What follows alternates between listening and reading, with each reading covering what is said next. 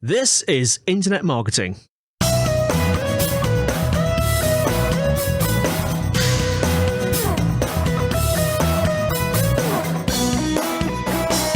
Hello, Kelvin Newman here. Welcome to another episode of the Internet Marketing Podcast, brought to you by the team behind brightonSEO.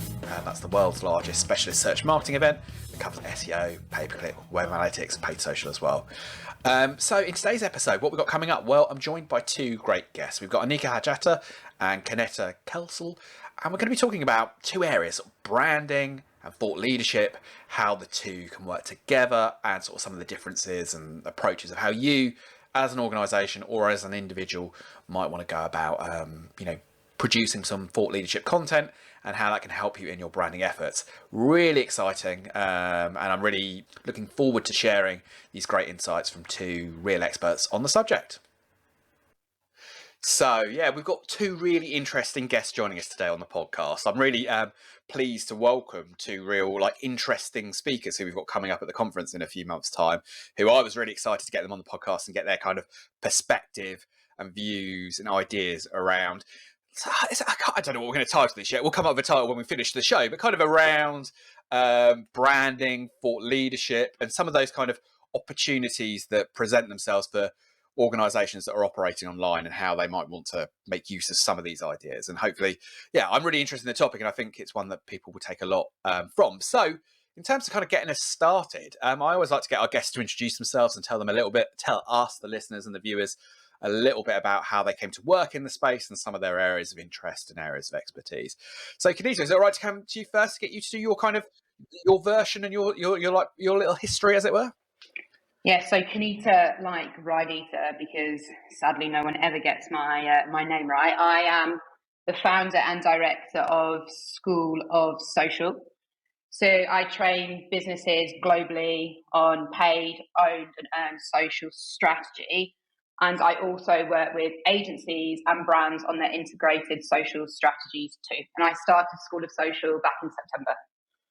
Fantastic. That gives us a really good sense there as well. And I think that kind of, what I think is interesting about your background, and we'll probably tap into this as we have the conversation, is that kind of experience of the paid and the earned and owned as well. So that kind of it tends to be sometimes, I think, that people jump into these silos where they just do paid, just do earned and owned. I think that could be interesting to kind of tap into some of that stuff as well. And Annika as well. And we were kind of having this discussion beforehand where I ended up inadvertently booking two guests who have rhyming names on their side of things. But, could you kind of do your version of how you came to be here today? Yeah, of course. So I'm Annika or Annika. There's different versions. I'm the SEO Director at Seeker Digital. So we're a UK-based SEO agency. And I guess, my background in SEO has mainly been in sort of tech SEO, and then now gradually moving to sort of the wider areas, being sort of the customer care, account management, and sort of client services lead at Seeker, which means that being sort of in touch with, editorial outreach, digital PR, content in general. So that's kind of where I'm at the moment. I started my career, funnily, as a freelancer. So I had some sort of more, broader marketing experience to start with, and then gradually moved to more sort of SEO as a specialism. That's interesting. Yeah, I always find, when we're having these conversations and outside of the podcast as well, I always find it fascinating the route that people take to get to their current kind of role, because it's often it can be kind of, going different routes, or it can be something that early identified that then kind of becomes a thread all the way through. Yeah, and it's interesting that kind of broader, then narrow, then broader again kind of journeys. Certainly one that I see quite a bit there as well.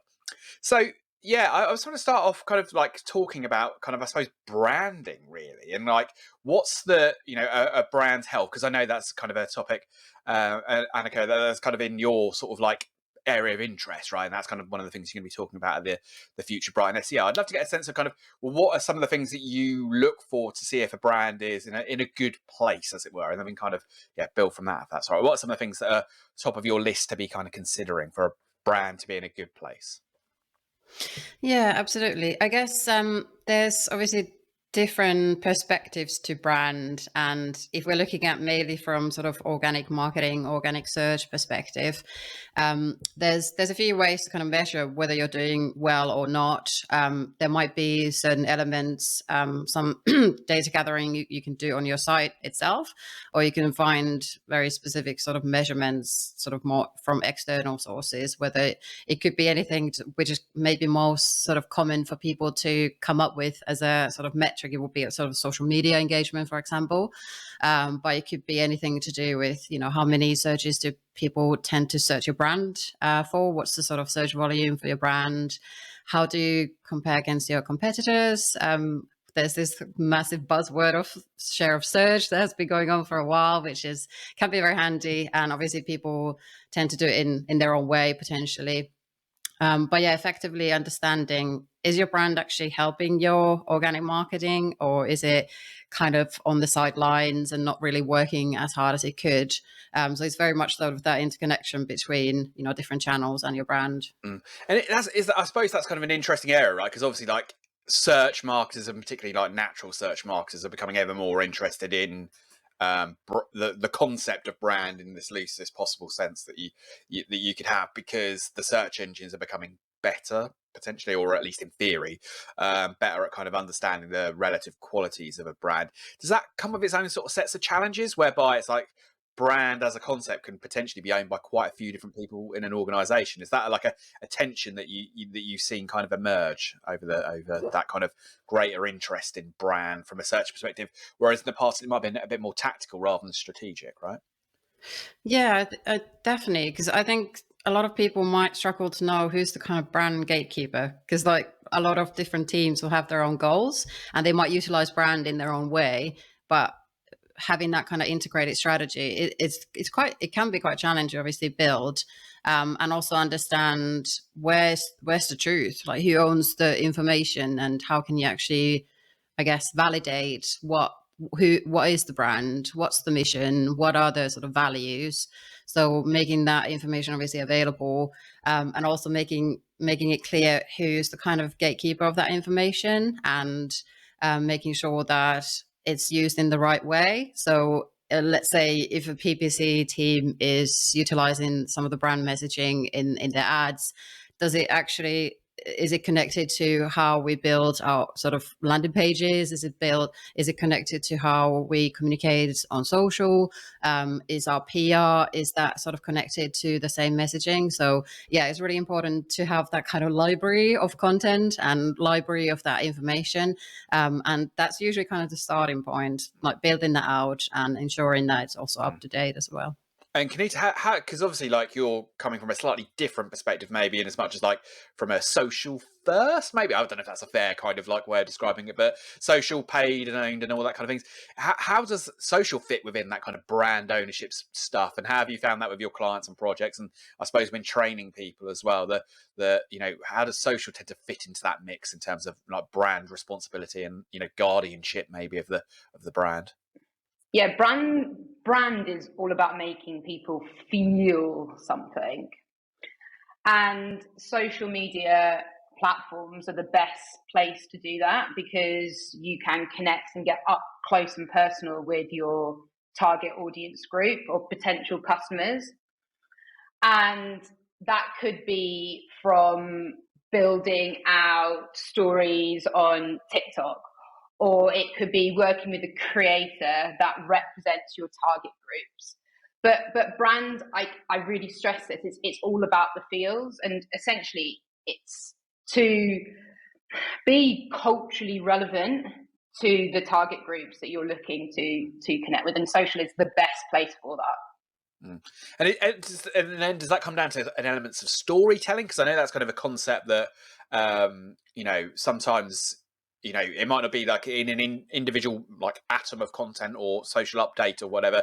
It might be hard to kind of build a story, but is that something you need to be thinking about as a whole in terms of that, Kineta? Is that kind of something that you think of storytelling and narratives and that, or is it kind of like actually, it's far more kind of, I don't know, emotional than storytelling maybe? Yeah, it's what your brand stands for and what you talk about, but also how you show up to. So brands shouldn't just be talking about topics for validation, right? It might seem great to tell a story about International Women's Day for your brand, but if your board is predominantly white middle class men, you'll get called out as well. So it really needs to be not just what you talk about, but it's how you show up when you're telling stories through social media. So yeah, authenticity, I suppose, then is kind of a part of that, isn't it? Right. So it can't just be like done in isolation from the organisation, and it should kind of come from them, organically from the business, right? Rather than kind of something you try and enforce on. Is that like a fair way of framing it? Yeah, it needs to be within the culture of the business and to talk about things authentically. I think authenticity is a buzzword in our industry, but it really does mean something. And it also means that your brand might not attract and be relevant to everyone, but who is it that you want to reach, and how do you show up and connect with them on that more meaningful level and tell stories that make sense to them, that they really believe that your brand believes in, and you're not just doing it for likes and comments and validation. Yeah, I suppose that's it, isn't it? And sometimes it's kind of appreciating who you're not for is, I think, sometimes underappreciated, or what you're not about is kind of sometimes an active choice that I think is easy to forget, right? So it's kind of go, every choice should sort of come with well, here's what, you are this, but you're not that. And like, if you're only for good things, but not bad things, it's like, that's not really a strategy, right? It's kind of go, okay, well, here's the route that we're taking. Here's the choices that we're making, and here's what we are about, and here's what we're not about, is maybe aspects of that as well. Annika, and the kind of like, that it's a big old topic in terms of like the tone of voice stuff and the consistency of a brand voice. Any kind of advice that you've got for people who are like, well, I'm a small organization, or I'm trying to, they perhaps don't have that, like bringing out that organicness that we were talking about there? Any kind of like things to sort of bear in mind when you're kind of starting to develop a brand, or is it kind of like it should just reflect what's already there? Yeah, that's a good question, because it is obviously difficult. I don't think it's only for small businesses. It can be difficult for sort of larger corporations as well. I guess it all kind of boils down to, it's not just the point of writing your mission statement, because, obviously it would be great to have that as a business, but I think the main thing really is, what is your purpose? Why are you even here? Why are you doing the business in the first place? So that all should be driving your communication. It should be driving your content marketing. It should be driving everything, because like Kineta said, if there's not that connection, like, it's really hard for people to kind of rely on you, but also relate to you. So it's almost like making it, when we're talking about brand personality, what is it that you are actually about? Because then it's much easier to, I guess, write the content from your own point of view, as well as sort of bring up those values that are sort of core part of your business. And so thought leadership is obviously one of the topics we said that we're going to talk about today. And I know it's kind of an area that, like, I think it's quite interesting. Obviously, like things like this podcast, a degree and extent and that type of approach there as well. Kineta, I'd love to get a sense of, like, what do you think thought leadership is? What are some of the practical ways an organisation might, engage in thought leadership? And I suppose that kind of, I'm also particularly interested to get your sense of that kind of earned, owned and paid thing, and how that fits in thought leadership as well. So big open-ended question for you there, but hopefully there's some bits to kind of go off there. Yeah, so thought leadership is really about sharing opinions and educating audiences through that. And good thought leadership, in my opinion, is when you consistently show up around a specific topic. So if I look at individual thought leaders, people I follow who give me meta advertising tips or TikTok tips or LinkedIn content marketing tips, they consistently talk about that. And because they do that, I trust them. So in terms of what good is, it's where you can have an opinion and show up consistently talking about that, whether you are a person or an individual brand. Yeah, I think that's a good way of framing it as well. And I suppose that obviously has search benefits, right? So it's one of those ones that, yeah, that could help you from an SEO perspective as well. Thought leadership can be, perhaps a way of getting links, perhaps a way of kind of like producing content that's going to answer search queries. Is that something that is that the way that you'd use thought leadership at Annika on that side of things? Yeah, definitely. Like you said, it kind of makes your job a little bit easier, but also you get the sort of benefit of, potentially, building your EAT, which is really important now, moving forward. And obviously, I guess being a thought leader, it kind of means that you don't need to just cover the basic topics. You can go a bit more deeper into sort of more advanced content, and also, like Neta said, I guess share opinions that somebody without expertise couldn't necessarily do. So having that both expertise and experience that you can show through your content, and obviously whether it's thought leadership in a publication in your industry, or it might be digital PR, and comments on sort of different sort of news publications, or it can be just blogs that you're writing in your own website, which have that added credibility from your expertise, which you can show through that really advanced content. Yeah, I think that's it, isn't it? Because ultimately, like businesses, even in a B2B context, where people are buying from people, aren't they? Really, it's at some point or other, and that it's amazing how that kind of personality has a role in people. Might be quite important in terms of who they choose, but certainly it could have a very big role in like their satisfaction in the product or service that they then receive, doesn't it? And yeah, so is that kind of any tips for? I'll come to Kineta first on this in terms of for like developing that type of thought leadership approach if you perhaps don't immediately have like the individual who kind of presents themselves and wants to put themselves forward for that, because obviously it works really well for organizations where there's an individual or a number of individuals who feel very comfortable putting themselves forward like that. Any advice for where that's perhaps a little bit trickier? I think if we look at a business, okay, and thought leadership in businesses, it's not always about relying on the stakeholders or the CEOs. It could be about anyone within that business that has an opinion, okay? And it doesn't have to, well, actually, like the loudest person in the room typically usually puts themselves forward for this. But I've worked with businesses where they've struggled to get CEOs to be thought leaders, but actually interns, people who work in HR or people teams put themselves forward. And that's just as important because they are representing the brand, they are part of that culture and can speak on behalf of the brand. If there are businesses that are struggling to get individuals to be part of an employee advocacy program, what I have found that's also worked is incorporating incentive programs to post or position themselves as thought leaders. Because it does typically come down to nerves, or people say, I don't have anything to talk about. I'm not an expert in anything. And actually, if you provide the training or give them the tools that actually their opinion matters, it's really empowering for that individual.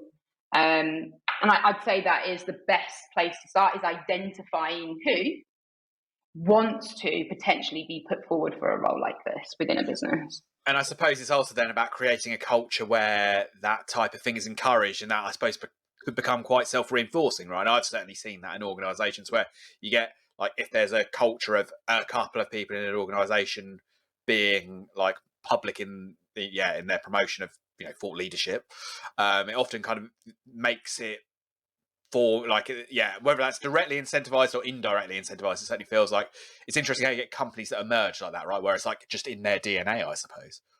Yeah, I think it's really important to give individuals at businesses creative freedom. Yes, there'll be do's and don'ts if you're representing a company. There's certain things that you shouldn't talk about. But ultimately, it's a human who has opinions within the team they are working within or the industry they're working in. We shouldn't prevent them from speaking out about that. So I think that's really important, ensuring individuals have creative freedom to share their thoughts, feelings, and opinions. Fantastic. So yeah, I think that's given some really interesting areas to explore. And I think it is a really interesting topic, and hopefully kind of motivated either people who are, like haven't really experimented too much with kind of that thought leadership, and to maybe try and do it a bit more, or just kind of re-encourage people, because I think that tends to be more my experience, where it's like often people will have started things but not necessarily fully committed, and I think sometimes that's often the challenge, isn't it? It's the kind of the consistency of keeping with things that's like makes a big difference. So one thing I always like to ask our guests, because I know that they're kind of really knowledgeable people and have like their resources and their inspiration and their places that they turn to for good ideas or things to think about. I always like to ask them in terms of, well, what is a particular resource that you maybe recommend to our audience to kind of go and check out? And I'm going to come to Annika first to ask you what any particular like things you'd recommend people go and check out, like a resource, a book, a report, a newsletter, anything like that immediately jumps to mind that people might like to go and check out. Yeah, definitely. I mean, there's so much, but I would recommend one book which is quite fun to read and quite interesting. It's called How to Build a Story Brand. I don't know if many people have read it already, but it's by Donald Miller, and I used it for sort of some of my sort of talk resources for Brighton SEO anyway. So it's, I think, quite an interesting way to frame the sort of storytelling, whether with your website or your general marketing content as well, and kind of placing the user as the hero. Because like it's quite often we do sort of write a lot about our brand, but in the end, does anybody actually care? Like if I don't know what I'm going to get from you, I don't really need to read all this content that is sort of that kind of mission nonsense or business writing, which almost looks like it's a checkbox exercise. So I found that quite an interesting way to actually write content, and whether it's writing for your website, especially your homepage, like that's usually the first sort of storefront that people access your brand with. But yeah, everything from sort of social media and PR as well. So yeah, I would recommend that. Sounds like a good resource. Yeah, and I'll say like our topic in its own right, like that right in the homepage. I think like that's one that like, definitely could be a really interesting thing to discuss in its own right. And now kind of, I wish we started talking about that at the beginning, because I think that could be a really interesting one as well. Kineta, kind of how any bits that you recommend people go and check out, or resources or places you'd point people towards? Yeah, I actually go to brands' websites, so maybe more corporate brands like the Deloittes of this world, because they are running so many fantastic reports that you just don't know about, and they have the resource to interview quite a substantial group of people. So agencies and corporate brands would be my go-to for the more lengthy insight around like thought leadership, building a personal brand, corporate branding, tone of voice, or even specific audience related information. So yeah, I'd say business websites and agencies reports. I think that's it, isn't it? It's like so much of this great content's produced that actually, like, it's like sometimes it's about finding it, and like making use of that can make be hugely impactful as well. And in terms of kind of people keeping in touch with you, or keeping like aware of what you're up to, is there kind of I normally would say what's your social network people follow on, but that's not always the right way of doing it. It might be your website. But what's the best place of when you're doing your pointing bit to the link there, what would that link be saying, or that kind of thing? I'll go to you first, Kineta, if that's right. Yeah, for me, in terms of like where to follow me or to keep up with the thought leadership that I share, that would be on my LinkedIn. And I talk predominantly about social media, quite general, but paid, owned, and earned, and also share my experiences with clients that I'm working with. So follow me on LinkedIn. Fantastic. And Annika, for you? Yeah, very similar. LinkedIn mainly. I mean, I'm also on Twitter, post maybe 3 times a year, so I definitely recommend LinkedIn. That's usually where I'm kind of spending more time. Yeah, I mean, I've gone through a journey on LinkedIn where obviously I've been there for a long period of time, and certainly my kind of interactions with it have really shifted over the last 6 to 9 months. And I think for a lot of people that's always been where they're at, but like personally, I've kind of gone, I'm part of that. Like, Twitter now just for me is about football. And like all like professional stuff sort of left there, and it does seem to have really gone to LinkedIn, which is kind of a fascinating change. But well, thanks so much to both our guests for joining us today. Thanks to our listeners and viewers for coming along the journey with us. I hope you've taken a lot away from that. Yeah, as always, we will have dropped those links that we've been discussing and general kind of like reference points into the show notes. So if you're on YouTube, it'll be down in that bit below, or if you're on your kind of podcast platform, it will be in the various places that's there as well. Yeah, doing all the pointing. I feel like I should be doing a like and subscribe as well. I've not quite got to that point yet of my podcasting and YouTube career, as it were. But yeah, thanks everyone for joining us today. We'll be back again next week with an episode as well. Please do keep in touch if you've got any questions or follow-ups as well. And I definitely recommend following both of our guests today because they do share some really interesting stuff and I'm big fans of their work. And yeah, so thanks everyone and see you very soon. Thanks so much for joining us for today's episode of the Internet Marketing Podcast, produced by the team behind Brighton SEO, the world's largest specialist digital marketing conference covering SEO, PPC, paid social, web analytics and content marketing. If you want to find out more about us and the show, you can check out the website, internetmarketingpodcast.org. And if you've not already subscribed to the show, you should hit that subscribe button. And can I ask a favour, if you are subscribed and you're enjoying the show, can you leave us a review wherever you're watching or listening to the show? And if you want to get in touch, become a guest on the show, or just generally feedback about what we're doing, you can always email me. That's kelvin@brightonseo.com. So KELVIN@brightonseo.com. Or of course, you can contact me on social media. So at LinkedIn or Twitter, my usernames are Kelvin Newman. See you soon.